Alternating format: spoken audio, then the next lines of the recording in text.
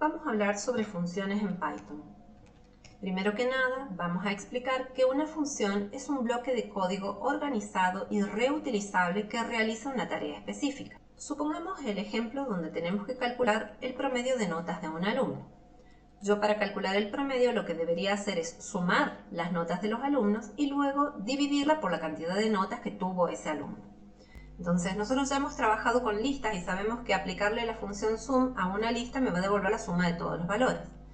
Y aplicarle la función len me calcula la cantidad de elementos que tiene una lista. Entonces, para calcular el promedio, en este caso que estamos trabajando con listas, deberíamos realizarlo con la siguiente forma. Se le asigna la variable promedio, la suma de los elementos de la lista, dividido la cantidad de elementos que tiene esa lista. Esta tarea es simple porque es un ejemplo simple, pero podría ser más compleja. El tema es, si yo tuviera que repetir la misma tarea para 1000 alumnos, 2000, yo lo que debería hacer es escribir esa fórmula esa cantidad de veces. En vez de realizar esa tarea de manera repetida, lo que se trata es de evitar la duplicación de código y poder reutilizar el código utilizando funciones. También organizar la lógica de mi programa dividiendo las tareas en unidades lógicas y más manejables y más fáciles de corregir. Entonces, muchas veces nuestros problemas son difíciles de lograr una solución, entonces lo que se hace es dividir en tareas más pequeñas que simplifican el desarrollo y la corrección del programa.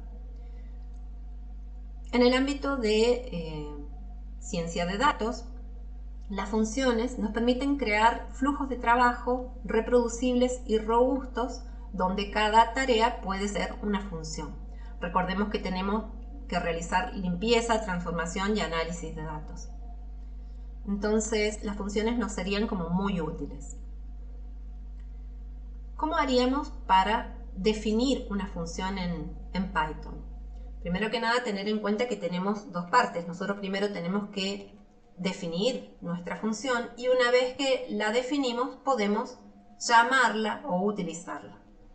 Para definir una función lo que se utiliza es la palabra clave def, luego vendría el nombre de la función, luego vienen los paréntesis y separados por comas van los parámetros. Los parámetros son los valores de entrada que recibe mi función para poder realizar la tarea que le... Luego de la lista de parámetros, la sintaxis dice que hay que colocar dos puntos y respetar una indentación sangría, es decir, que el bloque de instrucciones que ejecuta mi función debería estar desplazado hacia la derecha.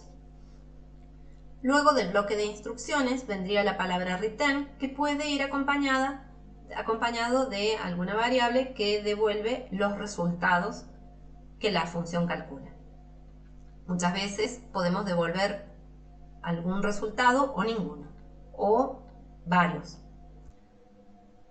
En este caso del ejemplo del promedio, la función quedaría definida de esta manera. Def, el nombre de la función, se llamó calcular promedio, recibe una lista, luego van los dos puntos y luego vendría la fórmula. Una vez definida la función y una vez que ya existe, entonces la podemos llamar todas las veces que necesitemos sin escribir el código otra vez. Supongamos que nosotros tenemos definida nuestra función promedio y tenemos estas listas con notas. Podríamos tener una lista de listas donde suponemos que tenemos las notas de varios alumnos y luego para llamar a la función la podríamos llamar dentro de un bloque for, recorriendo todos los alumnos de mi lista, en este caso 3. Veamos que a una variable promedio le estamos asignando la invocación de la función que recibe cada una de estas sublistas dentro del for. Al asignar la función a una variable, lo que estamos haciendo es recuperando el resultado que se obtiene después de calcular el promedio. Y luego mostrando la lista de notas y el promedio que se está calculando. Vamos a ejecutar esta celda y podríamos ver que para este ejemplo calculó el promedio de los 3 alumnos. Las funciones pueden recibir parámetros con valores por defecto. Veamos en este ejemplo. Nosotros tenemos la función procesar usuario, que está definida con un parámetro nombre y un parámetro país. Notemos que el parámetro país tiene un signo igual y un valor literal asignado a ese parámetro, ¿sí? Luego vienen los dos puntos y vienen las instrucciones que muestran los datos del usuario en un formato particular. Al invocar a la función procesar usuario, le estamos pasando un solo argumento. Fijémonos que cuando nosotros definimos a la función, hablamos de que tiene parámetros y cuando la invocamos decimos que la estamos llamando a la función y que le estamos pasando argumentos. Los argumentos son los valores que se van a instanciar con los parámetros. En este caso, el parámetro nombre se va a instanciar con el argumento Juan, ¿sí? Entonces, nombre va a valer Juan dentro de la función. País, al no recibir ningún argumento, se va a instanciar con el valor por defecto que sería Argentina. Luego, la ejecución de esta función me devolvería usuario Juan, país, Argentina. Vamos a ejecutarlo para ver que funciona. Si yo no le pongo ningún argumento aquí y directamente la intento ejecutar así, me va a alargar un error, porque me va a decir que se espera al menos un argumento, ya que para el segundo argumento es opcional pasar un valor porque tiene un valor definido por defecto. Pero si la ejecutamos sin ningún argumento, nos va a terminar en un error. Nos va a decir que requiere un argumento. Si yo le paso a cualquier argumento, le vamos a poner aquí Ana, ya deja de mostrarme un error. Me va a mostrar Ana, aquí, Ana, Argentina. Si yo le pongo un valor al segundo argumento, por ejemplo, Brasil, me debería mostrar Ana, Brasil. Usuario Ana, país, Brasil. ¿Tá? O sea que si a los argumentos que reciben valores por defecto yo les asigno un nuevo valor, se va a utilizar el valor que le estoy, se va a instanciar con el valor que le estoy pasando a ese argumento. Digamos que cuando nosotros invocamos a una función tenemos que colocar su nombre y luego vendrían los argumentos que son los que se instancian posicionalmente con los parámetros. Digamos, el argumento Ana se va a instanciar con el primer parámetro que es nombre. El argumento Brasil se va a instanciar con el segundo argumento que es Argentina. Por defecto se instancian siguiendo la posición de los parámetros, pero también se podría colocar el nombre, por ejemplo, decir, bueno, si yo quiero que el país aparezca primero, yo debería decir, bueno, que país va a ser, por ejemplo, vamos a cambiar el ejemplo, Chile, y le voy a decir que el nombre se va a llamar Pedro. Vamos a poner aquí, nombre igual Pedro. Es posible ejecutar una función también, entonces, pasando los argumentos nominalmente. Quiere decir esto que se van a instanciar mis argumentos teniendo en cuenta el nombre que se le asigna al parámetro. Por ejemplo, acá le estoy diciendo que el parámetro país se va a instanciar con el argumento país y que el parámetro nombre se va a instanciar con el argumento Pedro. Entonces, tenemos formas de invocar a una función con parámetros nominales o posicionales. Posicionales es lo que típicamente utilizamos sin poner el nombre del parámetro al que le asigno un valor. Pero bueno, en este caso quedaría al revés porque me va a decir que el nombre es Chile y que el país es Pedro, ¿tá? Si lo invocara así.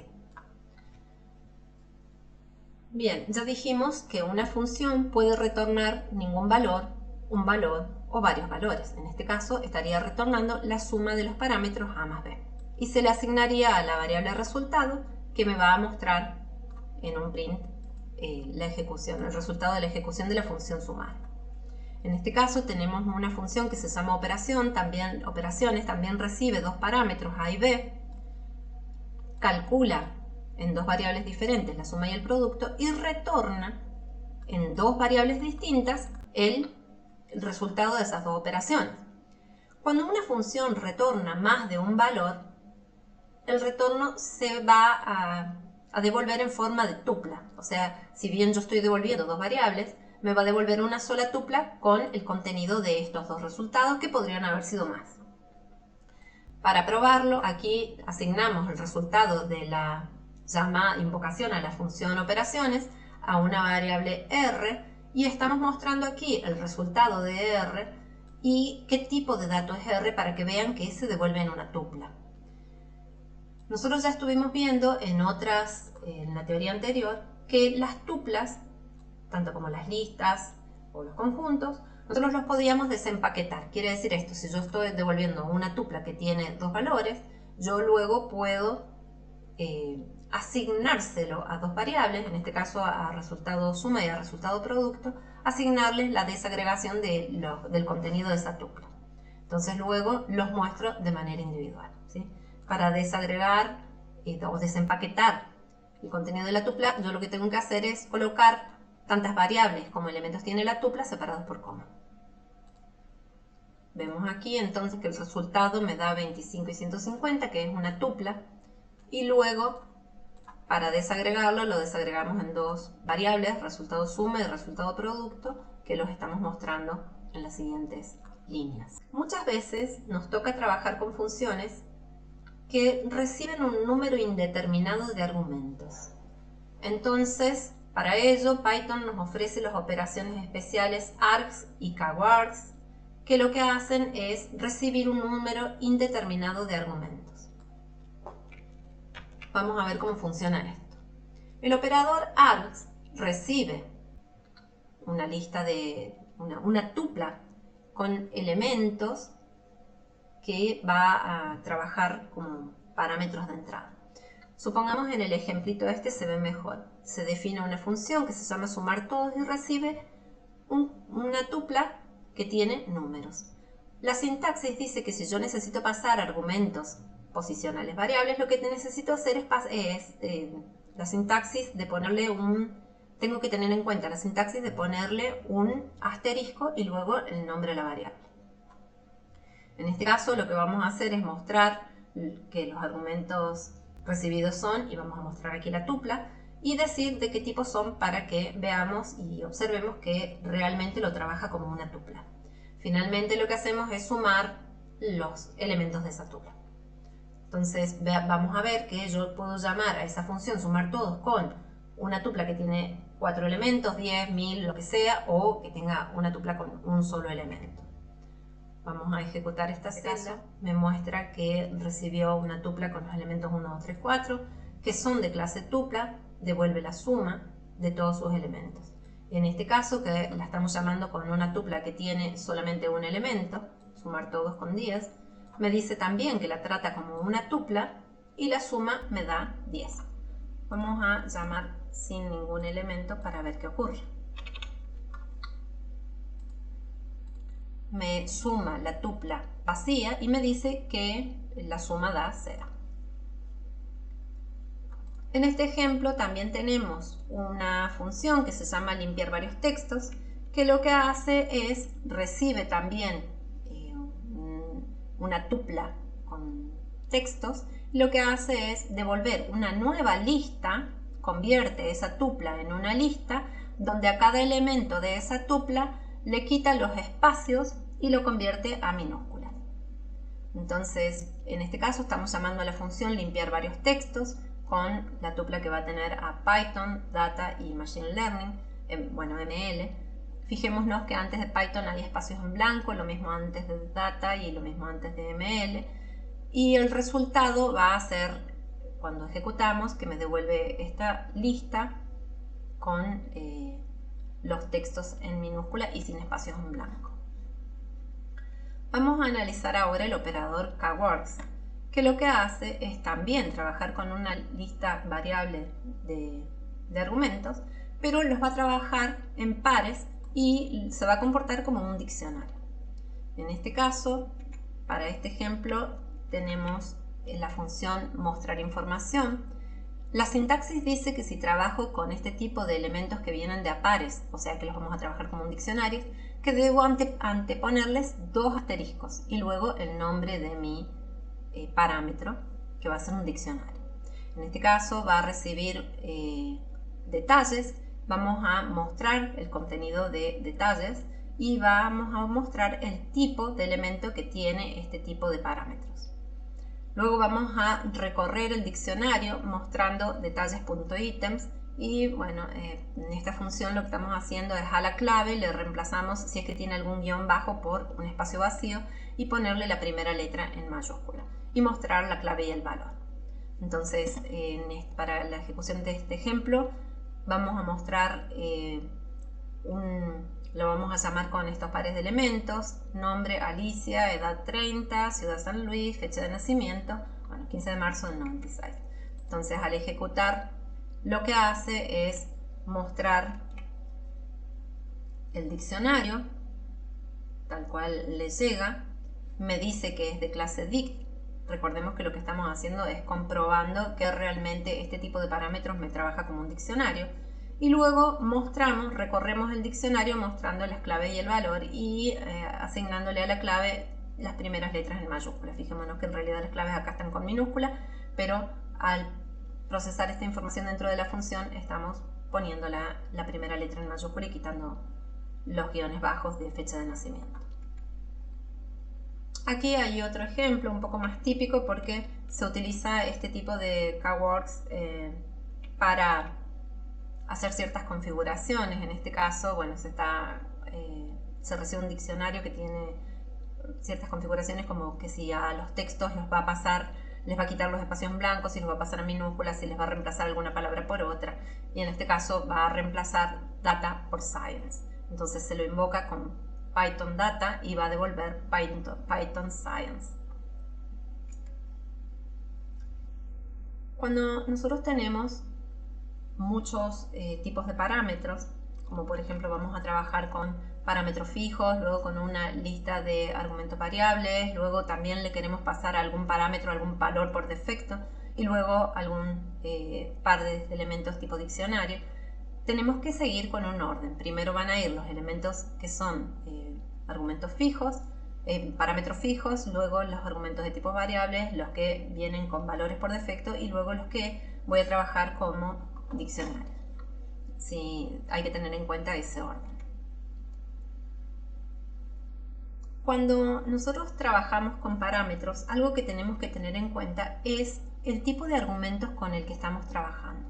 Nosotros ya sabemos que hay elementos que son de tipo inmutable, como por ejemplo los números, los strings, las tuplas, y elementos que son tipos de datos que son mutables, como las listas, los conjuntos y los diccionarios. Recordemos que los elementos mutables lo que me permitían era modificarlos, agregarles elementos, borrarles elementos, modificar algún elemento en alguna posición en particular, ¿sí? Entonces, en este caso se define una función, modificar lista, que recibe una lista y un texto. Ya sabemos que las listas sí son mutables y que los textos no. Entonces, a la lista se le agrega una nueva palabra y al texto, al parámetro texto, se le asigna un nuevo texto que sería el texto original, pero en mayúscula. Se muestra que la lista es modificada dentro de la función y el texto también ha variado dentro de la función. Pero al salir de la función, la lista sí se modificó ya que es mutable, pero el texto permanece como en su estado original antes de llamar a la función. Para este ejemplo se invocó con esta lista que dice Python data ml y el texto dice ciencia de datos en minúscula. Sin embargo, cuando ejecutamos la función se va a mostrar que el texto cambió a ciencia de datos en mayúscula, que se le agregó una palabra a la lista y que al salir de la función, luego de ejecutar esta función, se muestran los datos originales tanto de la lista como del texto y vemos que el texto nunca se modificó, es inmutable y los parámetros que pertenecen a tipo de datos inmutables al salir de la función permanecen intactos.